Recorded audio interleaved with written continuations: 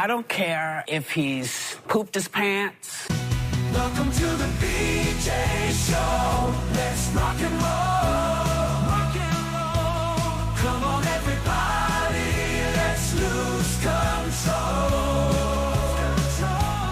Brad and John, they're the ones to follow. Yeah, ready for the ride. It's the BJ Show. BJ Show. John, did you hear that? Did you hear what Whoopi said? Hold on a minute, Brad. Okay, you didn't. I didn't have you turned on. One more time. Did you hear what Whoopi said? I did. Yeah, it's the vulgar exclamatory reference that you like to use at the beginning of shows. Yeah, she said, "I don't care if Brad pooped his pants." Isn't she so nice to me? Well, I mean, she knows your age, Brad.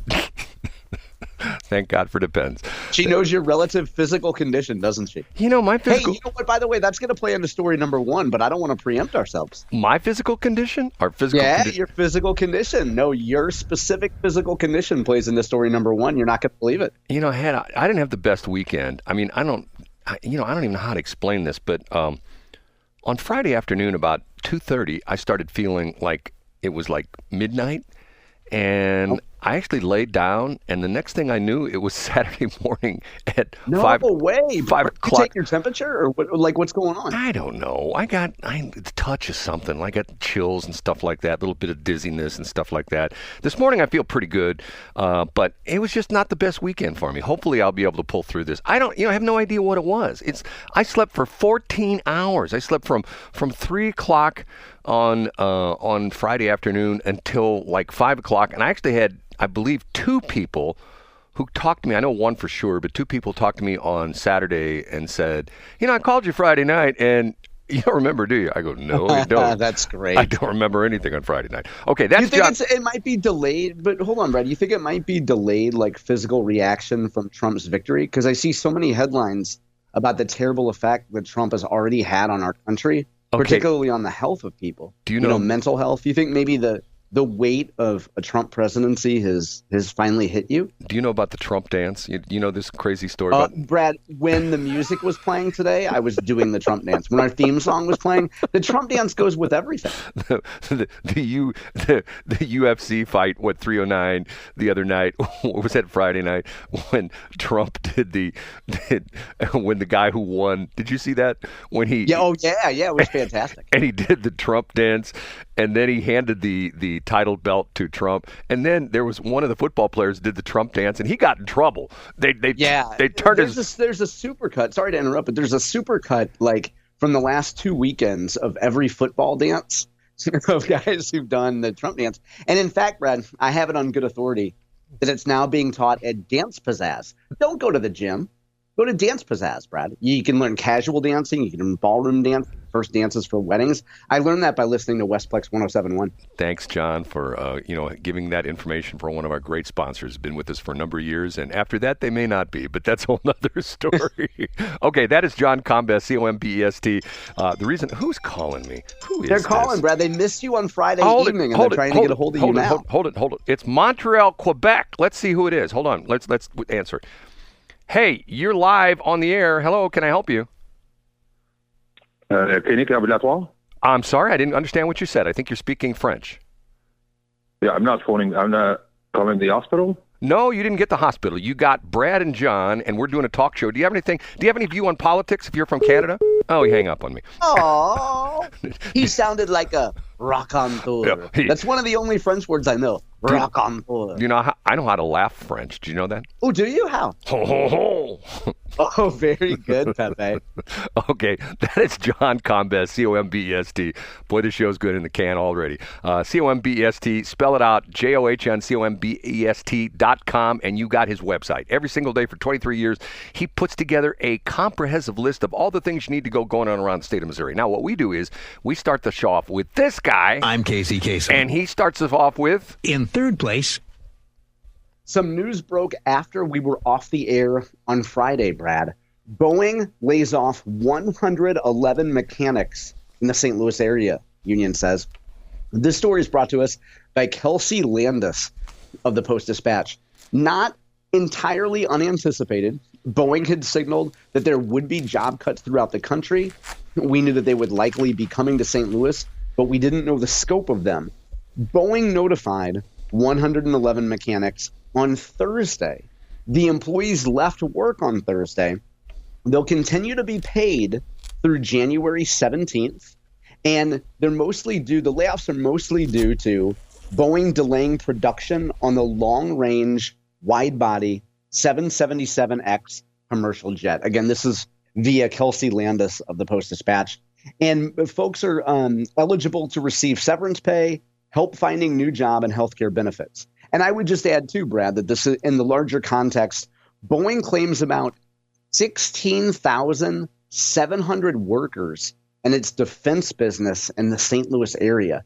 That number is way bigger than I thought, Brad. Did you know there were almost 17,000 employees here? I knew well, that's down from, back in the old days of McDonnell Douglas. But yeah, I knew it was close to 20,000. Well, that's I don't know if that's close. That's 3,500 short of 20,000. But, we talked about this a couple of weeks ago about how the fact that how in the world, remember when Cori Bush was going to lobby the Defense Department to, she wanted to get rid of the Defense Department and close down Boeing. So here she is, the first district, or at least the first congressional district, she still is the senator or representative, and she wants to close down her largest employer. Let me think about that for a minute. Does that make any sense to you, John? Does, because I know I have a source inside the Bush campaign that said they went to top most influential St. Louis entities, and they said, first of all, go after Boeing, then go after the Jewish community. So she got through two. The third one, what I heard was she knows that there's a big French hospital in St. Louis, but it turns out that was just a rumor, and then people called during April. Okay. By the way, I have a Boeing story. Let's pick it up in B Block, because a fascinating Boeing story. Have you heard this last week? This has been on quite a few different talk shows. You know what I'm talking about? I don't know. No. They have a new CEO. The CEO who was going to leave, he was going to wait until the end of the year. Well, apparently they gave him the boot and he's gone. They have a new guy's come in, and one of the first things he did was he got rid of DEI. And it's sort of a fascinating story because there's an interview that has been done surreptitiously with one of the Boeing high executives, and they don't credit who he is. But he tells the new vision of Boeing, and it's quite fascinating. And I want to go a little depth on B Block because of the fact that I found it really interesting what he's saying. Essentially, what he's saying was, in so many words, we have to get back to focusing on making airplanes. And that's essentially what the new CEO says, which is the point, like, okay, so what happened to a corporate America when they lost fact that General Motors makes cars and trucks and Ford makes cars and trucks? You know what I mean? Instead of, we have to make sure everybody's, comfortable at work and blah, blah, blah, blah, blah. You know what I'm saying?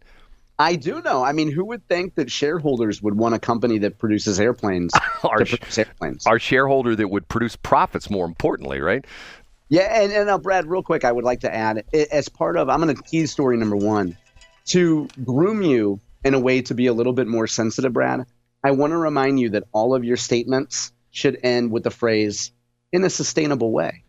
So if you work for Boeing, you say, we want to produce the best airline products in a sustainable way. This was ingrained in me in a certain agriculture company, Brad. Just end every sentence with, in a sustainable way. It's funny you should mention that because there's a new line that's being used on NPR, and I heard it last week, and I heard it over the weekend several times. We'll talk about that as well as B Block. Remind me to tell you about the new phrase on NPR. Okay? I've made a note. I'm ready. Okay, here's number two. Up a notch to number two.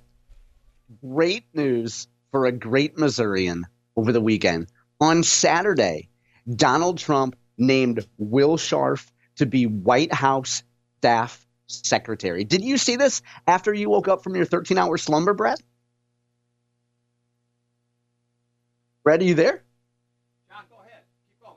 Oh, okay. Yeah. I'm sorry. I just couldn't hear you for a second. Yeah. So Donald Trump named Will Scharf to be staff secretary. You say, John, what the heck is a staff secretary? According to Jason Rosenbaum, who I believe first had this story. I have a link to that up yesterday. And then I have the national stories. I linked to those today. But a staff secretary decides which memos, briefings, and reports will go to the president.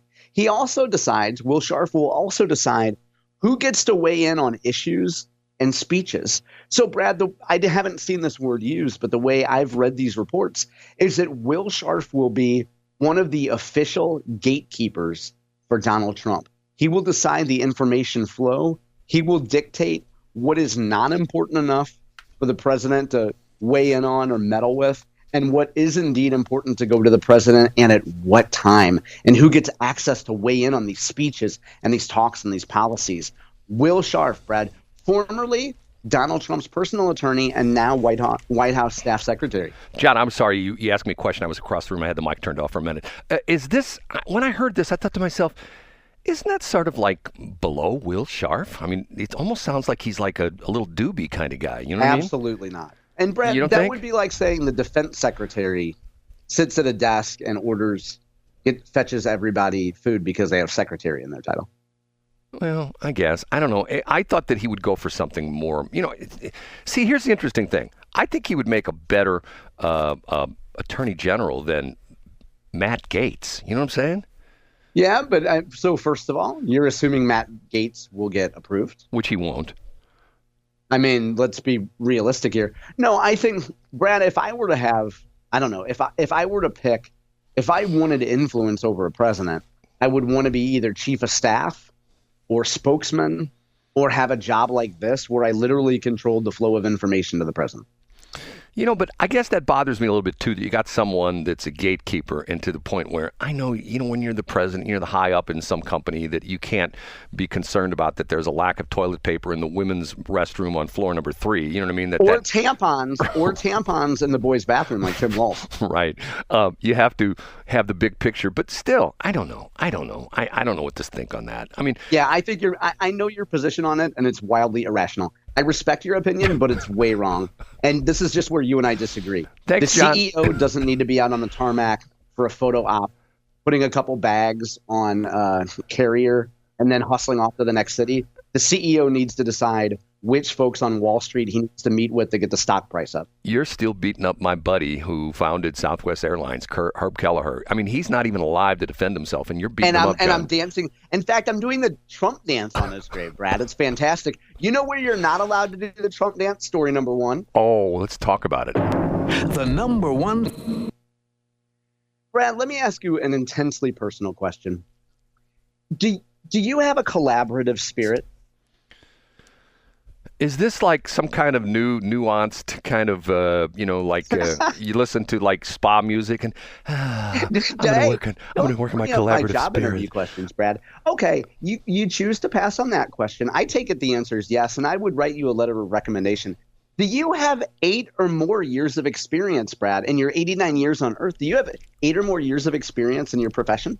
I think I've got probably about 8 or more. I think I've got 43 plus 8. So, yes, I have a little bit more than 8 years of experience. And I'm going to speak for you because one of the other planks says, do you have the proven ability to tell stories? Now, it doesn't say tell the same 40 stories over and over again, Brad, but it does say the proven ability to tell stories. And the answer is yes. And, Brad, I would like to congratulate you because I'm nominating you to be the new managing editor for news at St. Louis Public Radio. Yes, this job was just posted last week, Brad, and I think you are perfect for it. There was a real debate in my head, I have to say, a little behind-the-scenes action, because I was going to put This Week in Missouri Politics at number 1. The great Garrett Hawkins was on there talking about federal farm policy and state farm policy and all this stuff, but I had to bump it because I know that you, Brad, my friend Brad Hildebrand, would be perfect for this. Brad, I have a link up today to journalismjobs.com. The job was just posted at St. Louis Public Radio. Brad, you can earn between $85,000 and $115,000. You have great health care. As you know, Brad, you would be a government employee through the University of Missouri in St. Louis. And Brad, you would get to manage a team of 15 people. That's right, 3 squads of 4 people. You'd have 2 layers of folks beneath you, Brad. You get to set the editorial content calendar. You get to decide the scope of the news and the tone of the news. You get to manage 15 people, Brad. Applications are open today, Brad. You can apply today. I have a plan. We're going to take you. I'm going to drive you on 364. I know that you can't get in your driver's side door. So I'm going to drive you in my car. There's no eating in my car, so you're going to have a little trouble with that. But I'm going to drive you. We're going to go to Salvation Army. We're going to go to either your Mike Lindell Salvation Army or the Goodwill across the street, up there in Harvester. We're going to get a wheelchair. I'm going to get you, since Halloween is over, we could probably get you an eye patch. We're going to get you all gimped up. I'm going to put a rainbow flag on you. And I'm going to put maybe a little shoe polish on your face like Gene Wilder did in that Richard Pryor movie. And Brad, I have it. I have the utmost faith that you would perform well in a job interview and you'll be the next managing editor for news at St. Louis Public Radio, Brad. Okay, John, I have several questions. First off, you said 15 people. Then you said 3 teams of 4. I did the math, and it didn't quite come out right. And you know how that works, Brad? Because there's 3 managers. So 3 times 4 is 12 plus 3 managers. Listen closely. Okay, so each team. So I'm correct. It's 15 people. Go ahead. So in other words, you have a manager, and then each team has a manager as well, too? Yeah, of course. Why would you want a manager to manage people directly, Brad? You need a layer of middle management, don't you? Okay, now is this the news director or what is this? I mean, managing editor for news at St. Louis Public Radio. Okay, but remember we did this live on the air. Matter of fact, I'll do it again if you want, where I go to the NPR or the STLPR.org site and we counted the people in the news department. I came up with 34. Where are those other people at? I think they're in the DEI department. I think they're doing the Black transgender Shakespeare in the Park beat. Okay. Here. And the great part about this job, as you look up the org chart, Brad, the great part about this job, according to the job description, you in this role, Brad, will report directly to the CEO of St. Louis Public Radio. There's no layer between you and the top gal. You're going to be a direct line, Brad. You don't need a Will Scharf to manage the information flow for you because you can go straight to the CEO. Okay, it shows Brian Moline as the editor, and he's on the website. Okay. Brian Moline was named editor for the Education, Business, Economic Development Beats in March, blah, blah, blah. He came blah, blah, blah. I won't say that. Okay. So that's just education. That sounds like that's just the education. Here's all the people underneath him. This is according to the thing. 1, 2, 3, 4, 5, 6, 7, 8, 9, 10, 11, 12, 13, 14, 15, 16, 17, 18, 19, 20, 21, 22, 23, 24, 25, 26, 27, 28, 29, 30, 31, 32, 33. Oh, somebody's gone. There's 33 people. That's 33. See, John, I don't think the Post-Dispatch has 33 reporters anymore. I know for a fact that they probably have the largest news department in the entire St. Louis area of any media organization, but yet, guess what? On the weekends, there's no local news. They run no local news on the weekend. Why do I know that? Because I listen.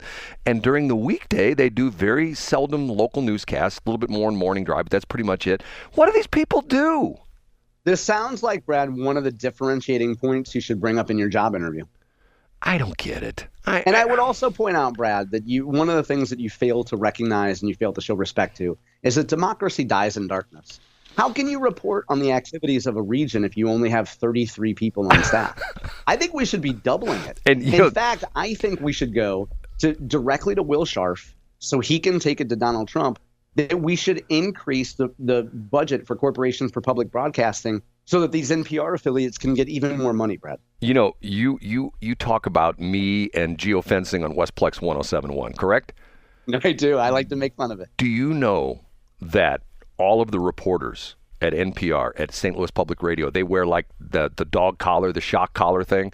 Ooh, I didn't know that, no. And it's geofenced so that if they cross over into Jefferson County, Franklin County, or St. Charles County, it shocks them, because that's why you never hear any news about St. Charles County, Franklin County, or Jefferson County on NPR. It's all about the city, and it's all about... Well, they don't talk about this. We need to talk about this. This is maybe the next block as well, too. KDHX. They've been in the news a lot lately. They have the old hipster station. Now, Brad, in defense of St. Louis Public Radio, we like to beat up on them. They were following the FEMA directive that you shouldn't go anywhere where you see a lot of Trump signs. And if you cross any of the bridges over to Jeffco, or you go into Franklin County, or certainly if you go into St. Charles County, you might encounter a Trump sign, Brad. And that's just like going somewhere with a rabid dog. Okay, you know Jason Rosenbaum real well, right? I do. Are you about to ask me to weigh in and ask him a question? Because I won't. No.